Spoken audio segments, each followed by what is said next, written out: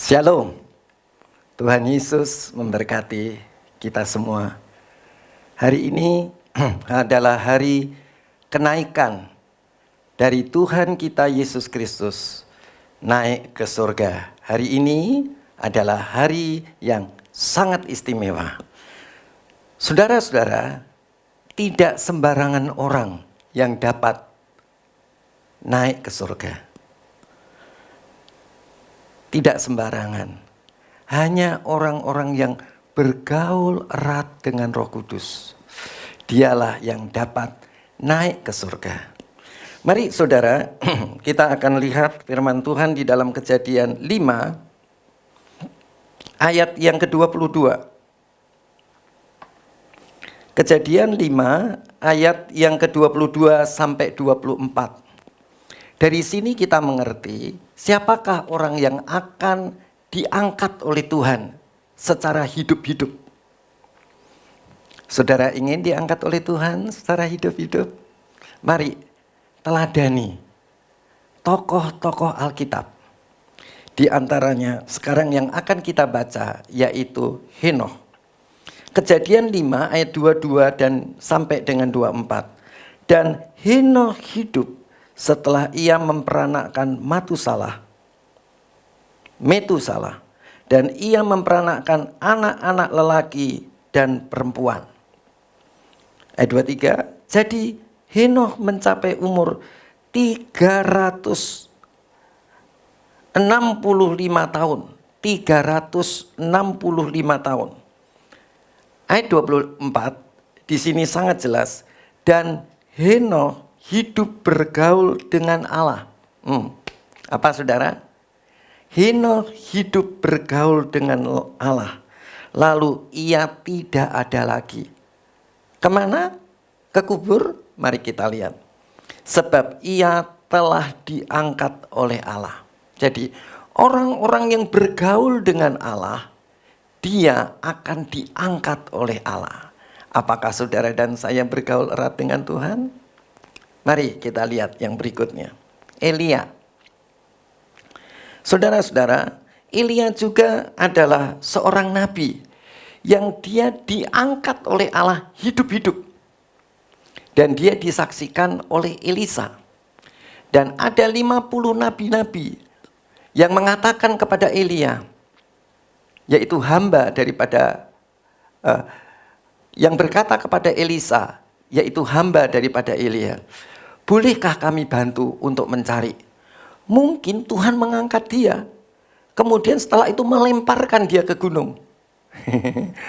Ya saudara, mari kita lihat. Di dalam 2 Raja-Raja 2 ayat 11 sampai 17. Sedang mereka berjalan terus sambil berkata-kata, tiba-tiba datanglah kereta berapi dengan kuda berapi, memisahkan keduanya. Memisahkan antara Elisa hambanya dan Elia seorang nabi. Lalu naiklah Elia ke surga dalam angin badai.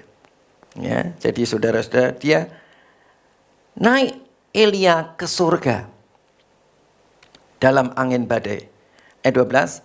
Ketika Elisa, yaitu hambanya, melihat itu, maka berteriaklah ia, Bapakku, Bapakku, kereta Israel dan orang-orang yang berkuda. Kemudian tidak dilihatnya lagi. Lalu direnggutnya pakaiannya dan dikoyakkannya menjadi 2 koyakan. Ayat 13. Sesudah itu dipunguttnyalah jubah Elia yang telah terjatuh.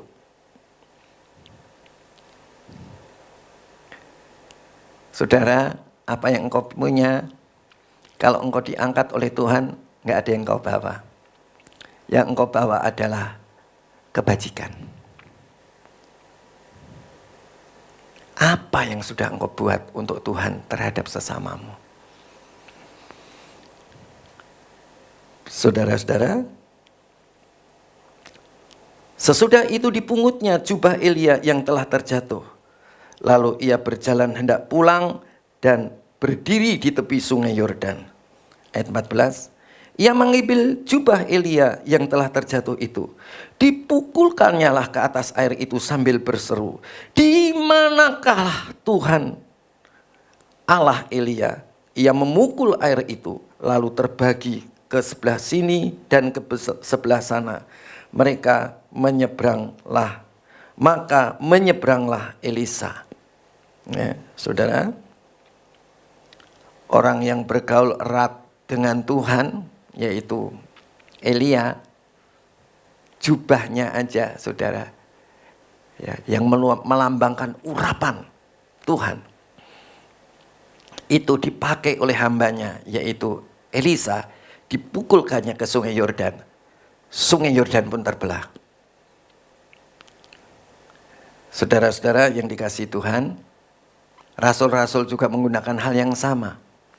Sapu tangannya saja. Sapu tangan orang yang bergaul erat dengan Tuhan, itu bisa menyembuhkan orang sakit. Ya. Jadi saudara-saudara, ayo kita bergaul erat dengan Tuhan. Ayat 15, ketika rombongan nabi yang dari Yeriko itu melihat dia dari jauh, melihat Elisa dari jauh, mereka berkata, "Roh Elia telah hinggap pada Elisa." Mereka datang menemui dia, lalu sujudlah mereka kepadanya sampai ke tanah. Ayat 16, mereka berkata, "Coba lihat di antara hamba-hambamu ini ada 50 orang laki-laki. Orang-orang tangkas, biarlah mereka itu pergi mencari tuanmu, yaitu Elia. Jangan-jangan ia diangkat oleh roh Tuhan dan dilemparkannya ke atas salah satu gunung atau ke dalam salah satu lembah." Elisa menjawab, "Janganlah, suruh pergi." Ayat 17, tetapi mereka mendesak-desak. Dia sangat memalukan, maka berkatalah, "Suruhlah pergi."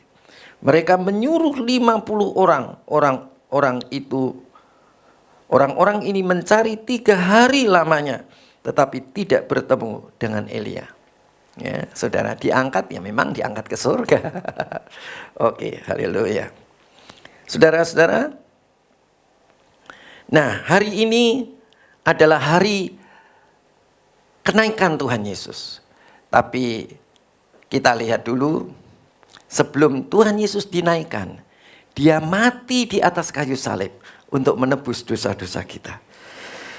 Menebus kita dari iblis dan menebus kita dari dosa. Dulu kita hamba dosa, dulu kita hamba iblis, tetapi sekarang kita hamba kebenaran, hamba Allah.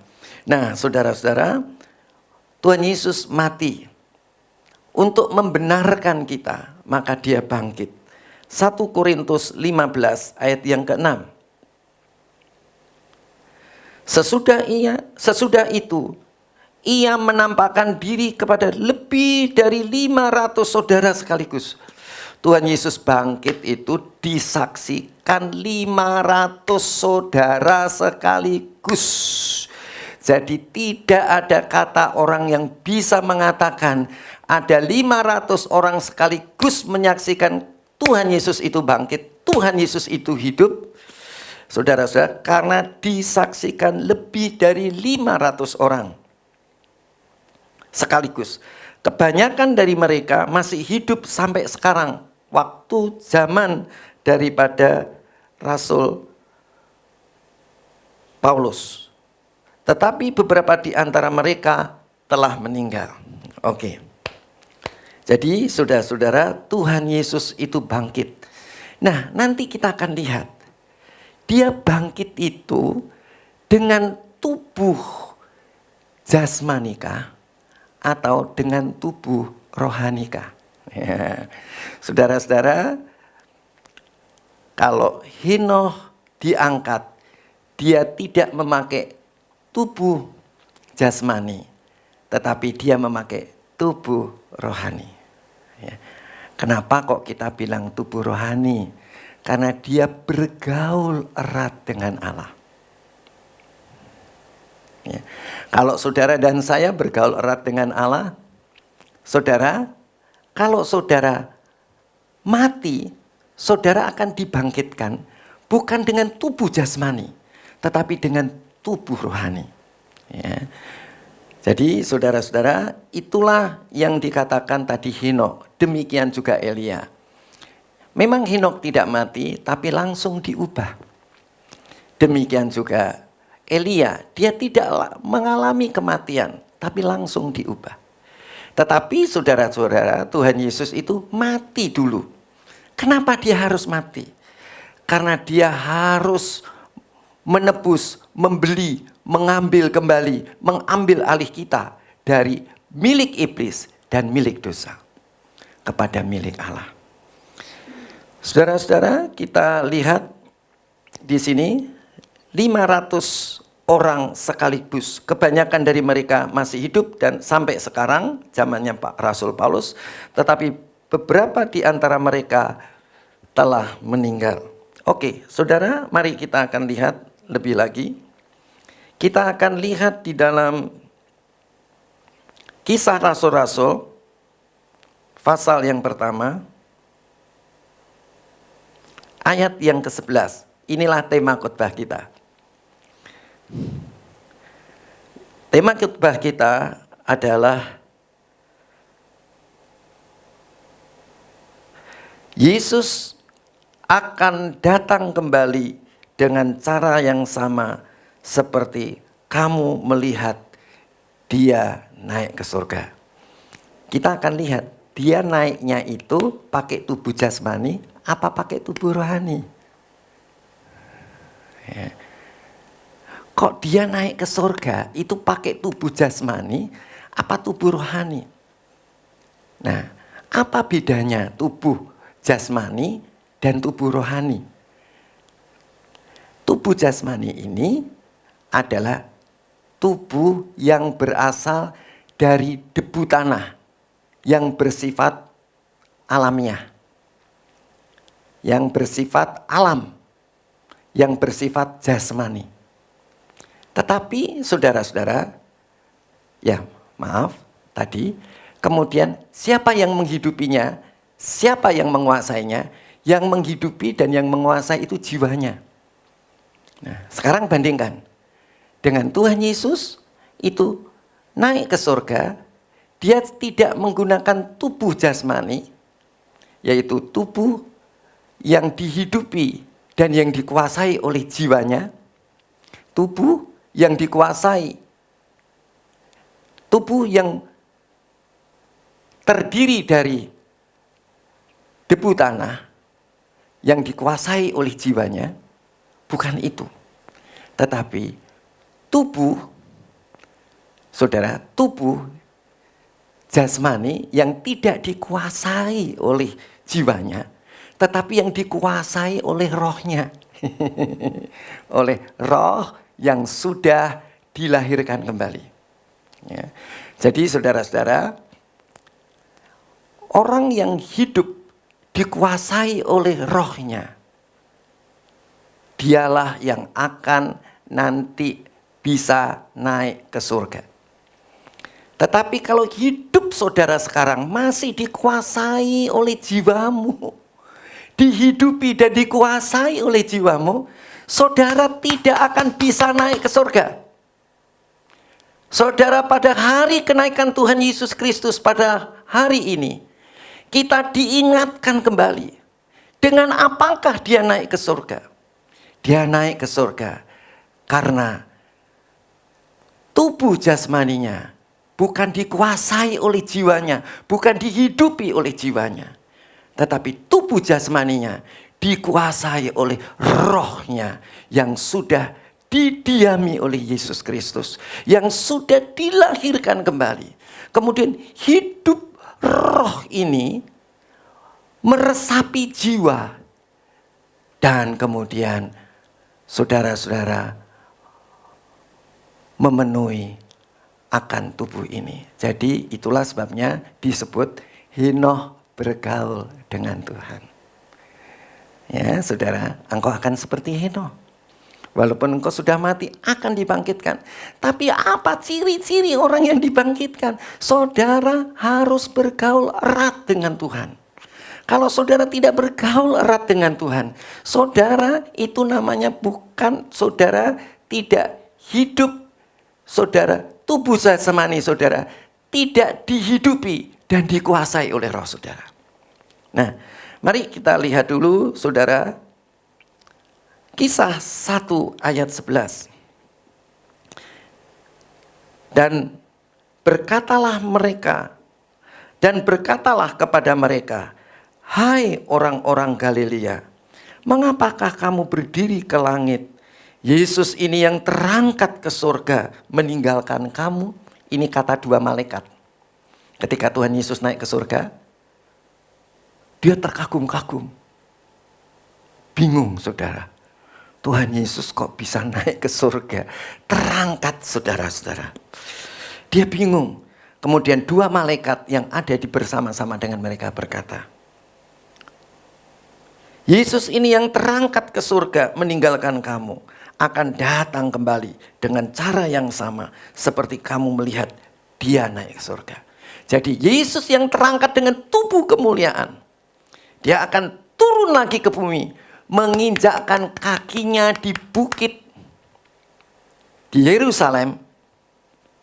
Saudara-saudara, dengan cara yang sama dia akan turun di Yerusalem dengan terangkat dengan tubuh rohani dan turun dengan tubuh rohani. Nah, siapakah yang bersama-sama dengan dia sebelum dia datang menginjakkan kakinya di bumi? Maka dia akan mengangkat orang-orangnya yang bergaul erat dengan dia pada rapture yang pertama dan rapture yang kedua. Rapture yang pertama sebelum kesusahan besar. Orang yang bergaul erat dengan Tuhan, yang bisa menyangkal dirinya, menyangkal sifat-sifatnya, dan yang bisa membunuh nyawanya, yang bisa mengakhiri kehidupan jiwanya, dan digantikan dengan kepribadian daripada Allah, yaitu sifat Allah yang ada di dalam roh kita, akan meresapi jiwa kita, menggantikan aku kita, pribadi kita, sifat kita. Sifat kita bukan sifat manusia lagi, tetapi sifat Allah. Dan kehidupan jiwa kita yang sudah mati tadi, yang kita sudah akhiri tadi, digantikan dengan hidupnya Allah yang ada di dalam roh kita, yang menggantikan saudara-saudara di dalam nyawa kita. Saudara-saudara, orang-orang yang demikian yang mau mengubah pikirannya, fungsi pikirannya, yaitu fungsi pikirannya yang dahulu dengan pikiran-pikiran yang lama, konsep-konsep yang lama diganti dengan konsep yang baru, yaitu ketika orang itu mau mengubah pikirannya, akalnya mau dirubah, ingatannya mau dirubah, angan-angannya mau dirubah, gagasannya mau dirubah, niatnya mau dirubah, maksudnya mau dirubah dari yang lama menjadi yang baru, dari pikiran kita yang lama yang berasal dari iblis kepada pikiran kita yang baru yang berasal dari Allah, yang akibat kita merenungkan firman Tuhan akan dibantu oleh Roh Kudus untuk diingatkan, yaitu setelah kita merubuhkan benteng-benteng pikiran kita, ya, siasat-siasat pikiran kita, ya, itu dirubuhkan oleh kuasa Roh Kudus seperti yang saudara sudah dengar pada hari Minggu yang lalu. Nah, saudara-saudara yang dikasihi Tuhan, kita akan lihat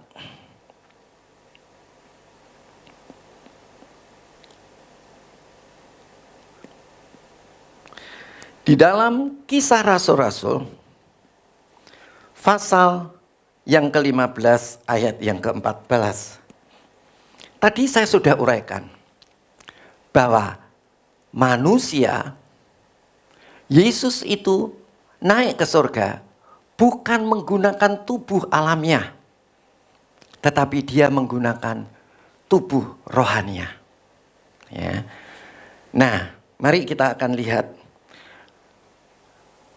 1 Korintus 15 ayat yang keempat-empat. Yang ditaburkan adalah tubuh alamiah. Yesus itu saudara, dia itu menggunakan tubuh alamiah. Tetapi dia dibangkitkan adalah tubuh rohaniah. Kemudian, jika ada tubuh alamiah, maka ada pula tubuh rohaniah. Nah, sekarang kita pilih. Tubuh alamiah ini disebut juga dengan tubuh jiwani. Kenapa kita tubuh alamiah kita yang berasal daripada debu tanah itu kita sebut tubuh alamiah. Dan kita sebut juga dengan tubuh jiwani. Jangan dipikir tubuh jiwani dulu, tapi yang dipikir adalah tubuh alamiah. Kenapa Yesus datang menjadi manusia menggunakan tubuh alamiah? Supaya sama seperti kita. Sebetulnya dia itu Allah. Ya, nanti kita akan lihat telusur lagi, tapi kita mau lihat dulu. Tuhan Yesus itu datang menjadi manusia, itu berinkarnasi. Menjadi tubuh alamiah.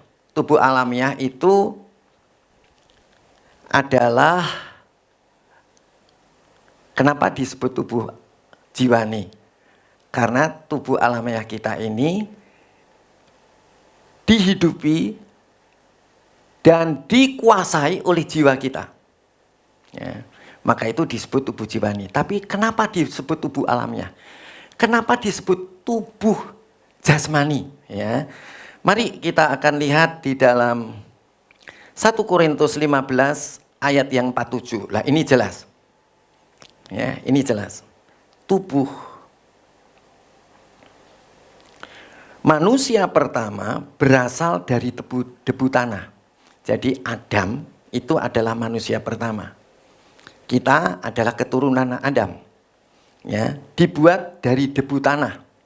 Asal kita debu tanah, maka itu kalau saudara sudah mati, saudara mesti jadi debu. Jadi debu tanah. Kenapa kita dari debu kembali ke debu? Ya, jadi manusia pertama berasal dari debu tanah, yaitu Adam, termasuk kita. Dan bersifat, Alkitab saudara bilang apa? Bersifat apa? Jasmani. Ya. Bersifat jasmani. Ya. Bersifat jasmani. Maksudnya bersifat jasmani itu bersifat alam. Bersifat alamiah. Ya. Sifatnya ya kayak sifatnya debu. Ya, jasmani. Manusia kedua, yaitu Tuhan Yesus, berasal dari surga. Oh, Tuhan Yesus asalnya dari mana?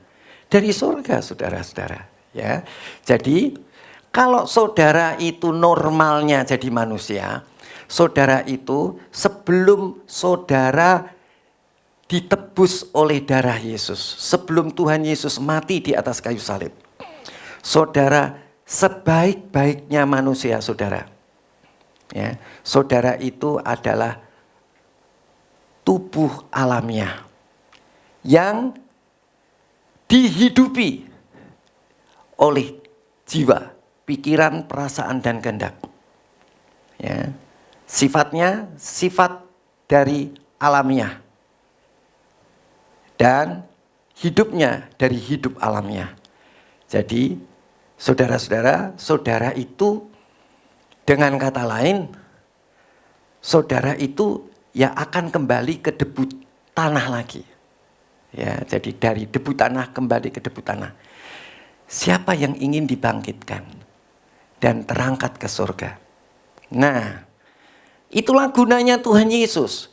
Tuhan Yesus itu, saudara-saudara, dia masuk.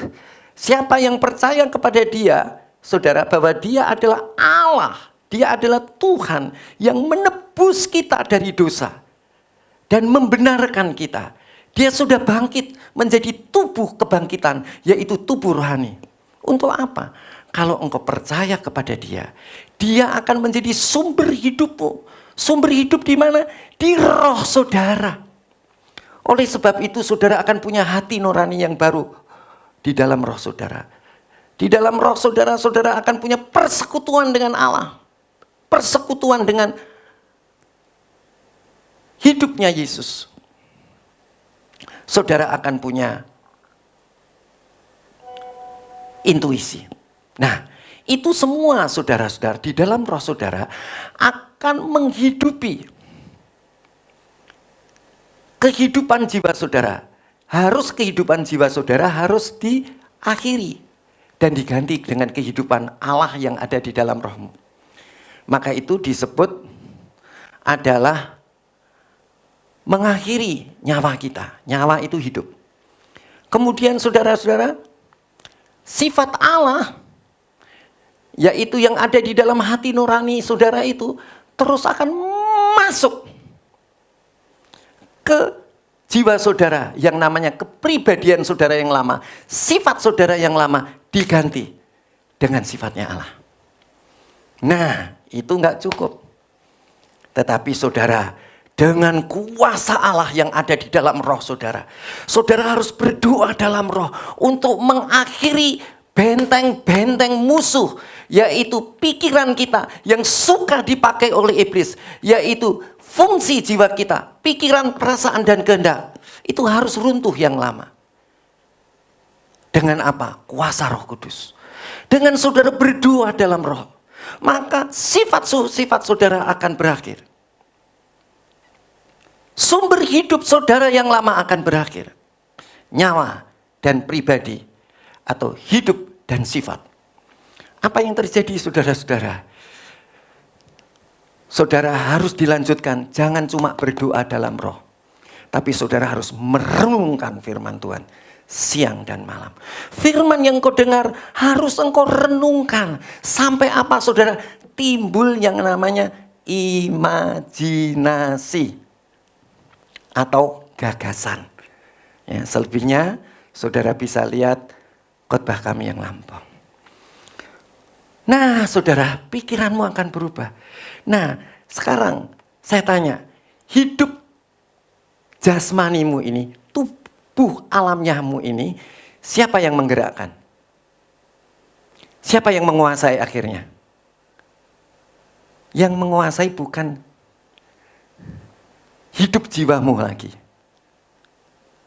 yang lama, tapi yang menguasai adalah roh Allah yang ada di dalam rohmu, yang kemudian dia meresapi jiwamu dan yang akhirnya menguasai tubuhmu. Nah, saudara, orang-orang yang seperti itulah yang akan dibangkitkan kalau toh kita mati sebelum kedatangan Tuhan. Tapi kalau kita belum mati sebelum kedatangan Tuhan Yesus di awan-awan, rapture maksudnya, saudara akan langsung diubahkan. Saudara akan langsung diubah dengan menjadi tubuh rohani. Jadi apakah namanya tubuh rohani itu? Tubuh rohani adalah tubuh jasmani kita kalau sudah mati atau diubah langsung saat Tuhan angkat kita, yaitu ketika orang-orang yang hidupnya sekarang ini, yang masih hidup di dalam tubuh jasmani ini, dia mau dikuasai oleh roh Allah yang tinggal di dalam roh kita. Walaupun kita masih hidup di dalam jiwa kita, tapi jiwa kita yang lama, fungsi jiwa kita yang lama harus diruntuhkan. Pribadi kita yang lama, sifat kita yang lama harus disangkal. Dan hidup jiwa kita yang lama harus diakhiri, dibunuh. Jadi hidupku bukannya aku lagi, tapi Yesus dalamku. Hidupku bukannya aku lagi, tapi Yesus hidupku. Yesus hidup, Yesus hidup dalamku. Hidupku bukannya aku lagi, tapi Yesus dalamku. Yesus hidup, Yesus hidup dalamku. Haleluya. Hidupku bukannya aku lagi, tapi Yesus dalamku. Yes, itulah yang disebut dengan tubuh rohani. Mari saudara kita baca kembali dengan ayat 1 Korintus pasal 15 ayat yang keempat-empat. Yang ditaburkan adalah tubuh alamiah, yang dibangkitkan adalah tubuh rohaniah. Jika ada tubuh alamiah, ada pula tubuh rohaniah. Sudah jelas? Tubuh jasmani adalah tubuh yang bersifat alam atau yang bersifat jasmani karena berasal dari debu tanah. Dan dia dihidupi oleh jiwanya, yaitu oleh fungsi jiwanya, oleh pribadi jiwanya, oleh hidup jiwanya yang lama, yaitu yang berasal dari roh yang belum dilahirkan baru, yaitu yang berasal dari roh alamiah. Ya, saudara-saudara, yaitu hasil dari hembusan nafas Allah yang diberikan, yang sudah jatuh ke dalam tangan iblis. Jadi di situ saudara-saudara, fungsi daripada jiwa saudara tadi yang menghidupi tubuh saudara. Ya, jiwa yang menghidupi, tetapi beda dengan tubuh rohani. Ingat baik-baik, tubuh rohani itu kalau kita sudah diubahkan. Tubuh ini sudah dikuasai secara 100%. Kapan? Ketika engkau diangkat bersama-sama Yesus. Entahkah engkau sudah mati atau masih hidup. Ya, saudara, adalah orang-orang yang selama dia masih hidup, selama di dalam tubuh jasmaninya ini, dia masih, saudara, di dalam tubuh alamiah ini, tubuh jasmani ini, tetapi hidupnya dikuasai oleh rohnya, yaitu rohnya yang didiami oleh Roh Kudus. Roh Kudus menguasai rohnya, menguasai jiwanya, tadi dengan cara mengganti jiwa kita, ya, fungsi jiwa kita. Fungsinya jiwa tetap, tetapi isinya, ya, yang menghidupi, yang memberi sifatnya, kepribadiannya, juga isinya di dalam fungsi jiwa tadi, ya. Saudara-saudara, itulah orang yang nantinya akan diubah tubuhnya dengan namanya tubuh rohani. Kalau saya sekarang ini, saya tes, saya ini pakai tubuh rohani apa enggak, saudara? Bisa dibantu? Tidak. Tetapi nanti kalau Yesus datang, tubuh saya ini akan diubah menjadi tubuh rohani. Bisa terangkat ke surga. Ya, seperti Tuhan Yesus waktu dia bangkit. Setelah bangkit, dia bisa masuk keluar pintu yang terkunci, tetapi dia tidak perlu buka kunci. Ya, dia bisa makan dan minum seperti murid-muridnya. Ya, walaupun murid-muridnya belum pernah mati dan belum pernah bangkit, tapi tubuh rohani, yaitu Tuhan Yesus yang setelah bangkit, itulah kita akan seperti itu nantinya. Jadi saudara bisa imajinasikan. Oke, nah, saya sebetulnya mau bicara lebih jauh, tapi saya lebih gampangnya saya akan bicara begini, saudara-saudara. Coba saudara lihat di dalam Yohanes 1 ayat 14. Saya mau katakan Yesus itu Allah.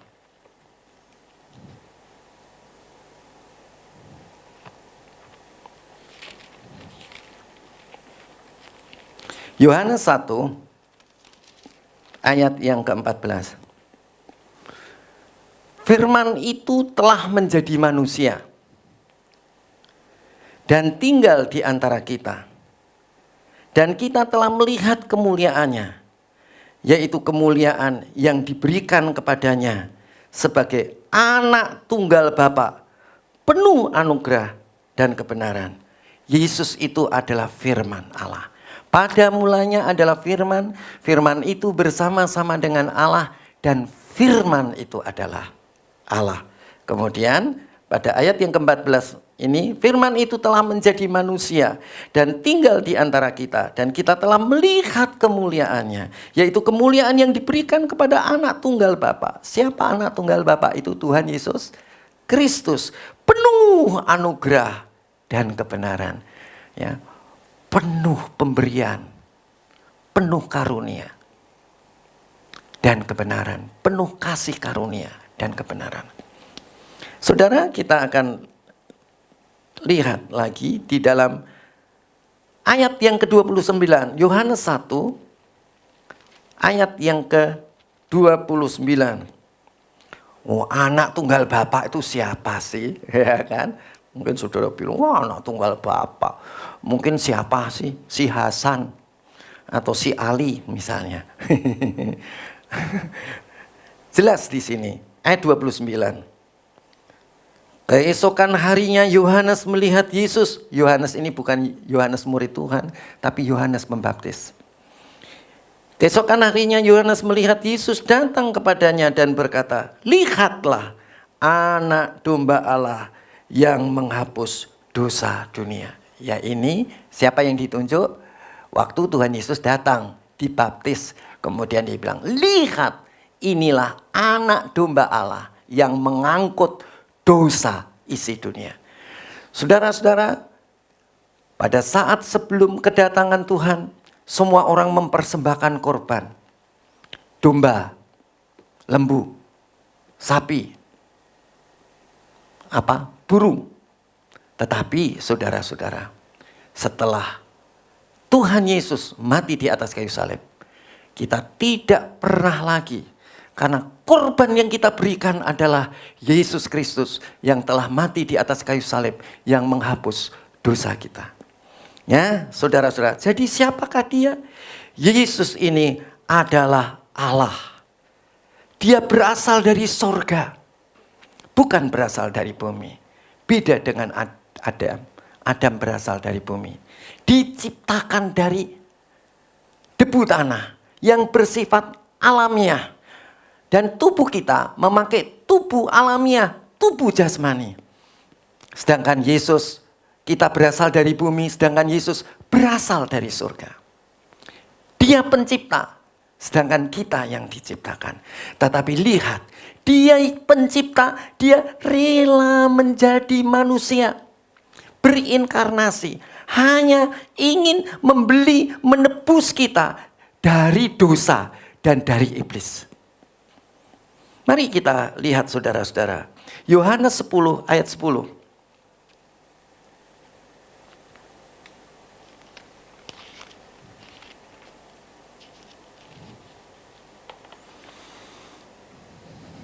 Tuhan Yesus sendiri yang mengatakan, pencuri datang hanya untuk mencuri dan membunuh dan membinasakan. Saudara-saudara, banyak nabi-nabi palsu yang sudah berkeliaran di seluruh muka bumi. Dari zaman dulu sampai zaman sekarang dan yang akan datang. Ya, oke. Itulah yang Tuhan Yesus sebutkan pencuri. Karena dia bukan pemilik. Saya bukan pencuri. Saya adalah hamba Allah yang membawa jiwa-jiwa kepada Allah. Bukan pencuri. Pencuri itu apa? Kalau merebut milik orang lain kepada diri kita. Saya tidak merebut orang lain kepada saya, tetapi saya merebut orang lain kepada Tuhan. Kemudian aku datang, Yesus datang, supaya mereka mempunyai hidup. Supaya kita semua mempunyai hidup dan mempunyai dengan berlimpah-limpah. Yesus datang. Dia adalah pemilik. Dia adalah pencipta. Dia datang menjadi manusia. Dia ingin supaya kita hidup tidak binasa bersama dengan iblis. Dia ingin kita hidup dan kehidupan kita berlimpah-limpah. Beda. Semua orang yang mengumpulkan bersama Yesus, kepada Yesus, adalah bersama Yesus. Tetapi orang yang mengumpulkan kepada dirinya sendiri, dia adalah pencuri. Sekarang saya tanya, saudara memuliakan siapa? Memuliakan Yesus, pencipta? Betul, saudara bukan pencuri. Tetapi kalau kemuliaan itu saudara bawa kepada diri saudara sendiri, itu saudara pencuri. Ya, saudara-saudara, jadi Yesus adalah pencipta. Dia itu ingin memberikan kita kehidupan yang berlimpah-limpah. Dia membeli. Saudara-saudara, membeli. Saudara-saudara, dengan cara apa? Dia menjadi tubuh alamiah. Yang bersifat alamiah, yang bersifat jiwani. Karena dihidupi oleh jiwanya. Dan dikuasai oleh jiwanya. Tapi lihat saudara-saudara, dia menanggalkan kealahannya. Tetapi dia mengandalkan Roh Kudus 100%. Persis kayak kita. Kita juga mengandalkan Roh Kudus. Roh Kudus yang tinggal di dalam roh kita. Yang kita biarkan itu meresapi dalam jiwa kita. Supaya walaupun kita masih diam di dalam tubuh alamiah. Tubuh jasmani. Walaupun seharusnya dikuasai oleh jiwa kita. Oleh tubuh jiwa kita. Tubuh jiwani kita. Tapi kita tidak gunakan itu. Saya berjalan. Bergantung kepada Roh Kudus yang tinggal di dalam saya. Yang tinggal di dalam saudara. Nah, saudara-saudara, kenapa? Kok Yesus yang sebagai tubuh kemuliaan kok bisa bersatu dengan kita di dalam roh kita? Kenapa? Apa sebabnya? Why? Apa sebabnya? Mari saudara, kok bisa dia masuk? Kok bisa dia masuk? Kok bisa dia diam di dalam kita? Kenapa dia bisa diam di dalam kita? Mari kita lihat di dalam Yohanes pasal 6 ayat yang 17. Maaf, 1 Korintus 6 ayat yang 17.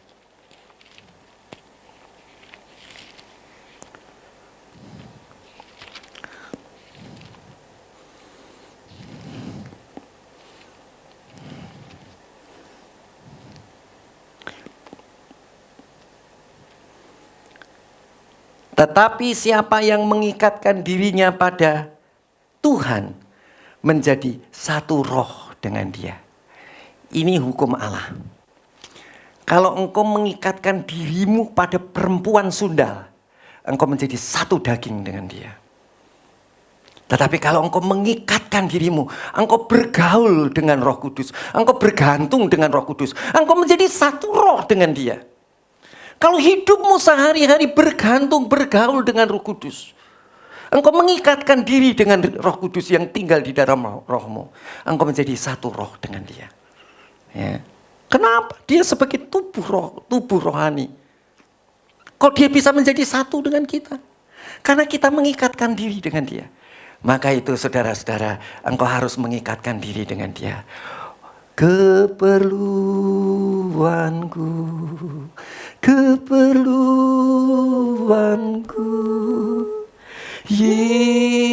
Yesus saja. Keperluanku,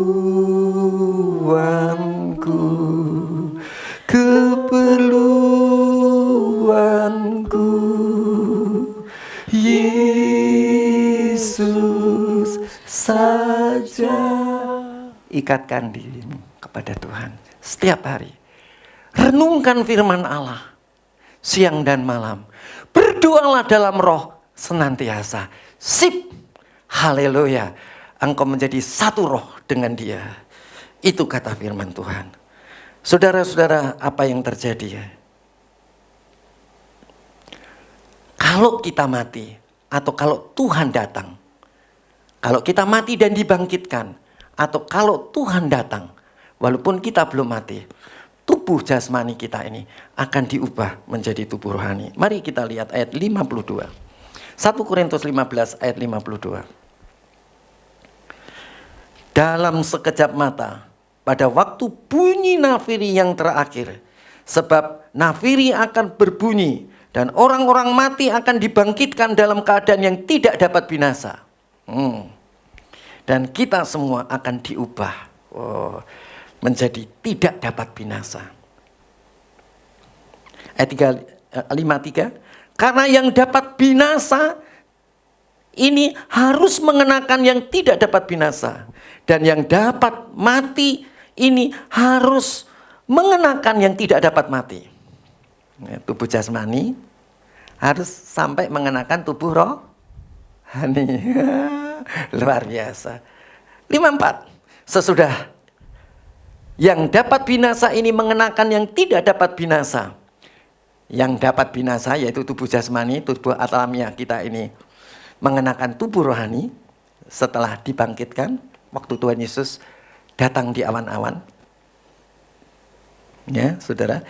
Dan yang dapat mati ini mengenakan yang tidak dapat mati, yaitu tubuh rohani. Maka akan digenapi firman yang tertulis, maut telah ditelan dalam kemenangan. Ayo, saya kepingin lihat satu ayat lagi. Filipi 3 ayat 21.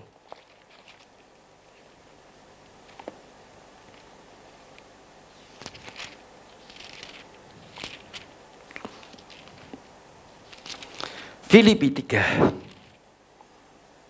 ayat 21.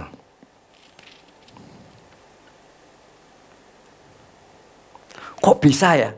Siapa dia? Dia pencipta. Yang berfirman kepadamu, dia adalah Allah. Yesus itu Allah. Ya. Filipi 3 ayat 21. Yang akan mengubah tubuh kita. Tuhan Yesus akan mengubah tubuh kita yang hina ini, yang jasmani, yang alamiah ini, yang dihidupi oleh atau dikuasai oleh jiwanya, tetapi yang sudah diruntuhkan jiwanya tadi, ya, baik dalam fungsi, baik di dalam sifat atau pribadi, baik di dalam hidup atau nyawa, yang sudah, saudara-saudara, fungsinya sudah diruntuhkan. Sifatnya sudah disangkal. Nyawanya sudah dimatikan, diganti dengan roh Tuhan yang ada di dalam roh kita, yang memberikan hidup dan sifat kepada kita. Dia sudah menggantikan atau menggantikan jiwa kita. Maka tubuh kita ini siap untuk menjadi tubuh rohani. Dikatakan yang akan mengubah tubuh kita yang hina ini sehingga serupa dengan tubuh Yesus yang mulia menurut kuasanya, yang dapat menaklukkan segala sesuatu kepada dirinya. Kita akan lihat pada kerajaan 1000 tahun. Dia menginjakkan kakinya di Bukit Zaitun. Sehari perjalanan dari Yerusalem. Karena malaikat Tuhan katakan, engkau akan melihat dia datang seperti dia pergi. Saudara-saudara yang dikasihi Tuhan, persiapkan dirimu. Ini hari kenaikan Tuhan. Dia naik dengan tubuh rohani.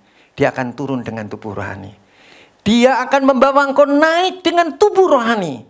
Siapakah yang akan diangkat? Adalah orang yang menggunakan tubuh rohani. Siapakah yang berwenang menggunakan tubuh rohani? Kalau saudara-saudara, engkau mengakhiri akan hidup jiwamu, nyawamu.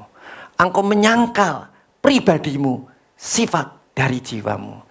Dan engkau meruntuhkan fungsi-fungsi daripada jiwa, pikiran, perasaan, dan kehendak, yang terutama pikiran, diganti dengan merenungkan firman Tuhan. Luar biasa, engkau dan saya akan naik bersama-sama dengan Yesus dan akan turun kembali di Yerusalem, memerintah, atau dengan kata lain di Bukit Zaitun, di Yerusalem. Kita akan memerintah bersama Yesus. Seluruh bumi ada di dalam kepemerintahan Yesus Kristus karena Dia adalah Allah. Mari kita tutup mata kita. Keperluanku hanya Yesus saja. Roh Kudus, aku berterima kasih kalau Engkau hadir di sini. Mari kita bangkit berdiri. Katakan, Roh Kudus, Kau hadir di sini. Roh Kudus, Kau disambut. Kami sambut Engkau, Roh Kudus. Ini adalah cara Roh Kudus, supaya ketika Engkau datang, mengubah tubuh jasmani kami menjadi tubuh rohani. Bapa segala kasih dan anugerah, Kau disambut di sini. Roh Kudus, Roh Kudus, mari Roh Kudus, Kau disambut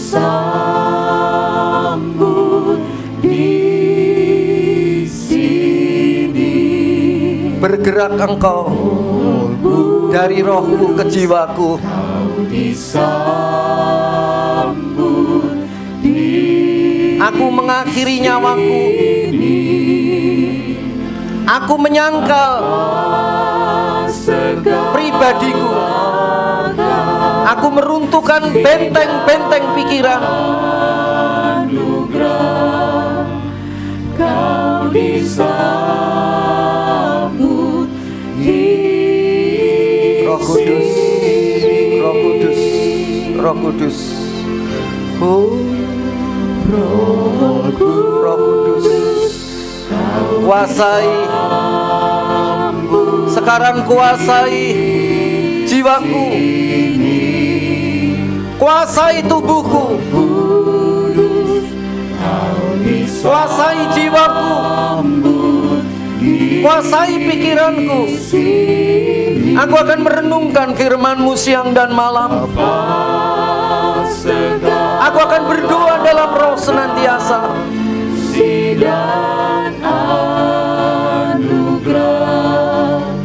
Saya rasakan ada hadirat Allah di sini. Orala hase Roh rahaso Kau disambut ratando di mako rahate sini. neraso Roh Kudus, nikaro tandono korolo sande. Mari kita tidak sama lagi. Biar roh Allah menguasai hidup kita.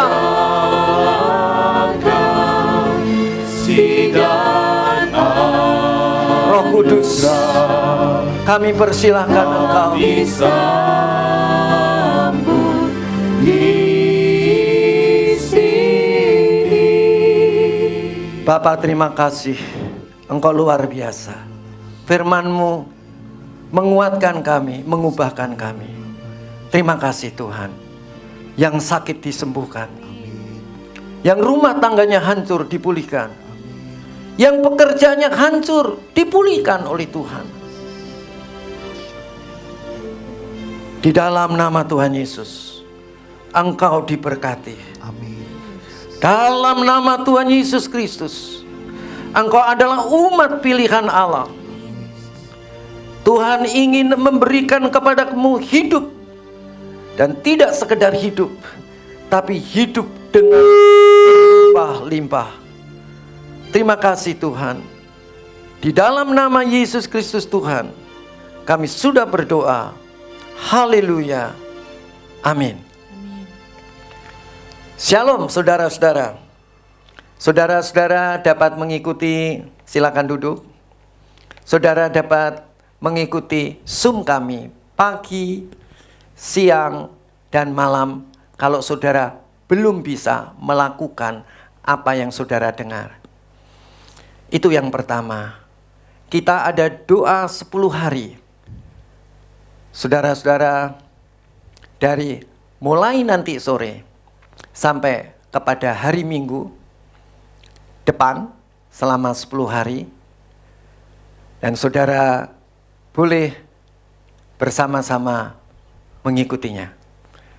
Kemudian kita ada doa puasa selama 3 hari dalam seminggu, yaitu Jumat, Sabtu, Minggu. Kita buka puasa jam 6 sore dan tidak makan dan tidak minum lagi jam 10 malam. Jadi hanya punya kesempatan 6, 7, 8, 9, 10. 4 jam saja. Dan saudara-saudara, Tuhan Yesus memberkati kita semua. Shalom.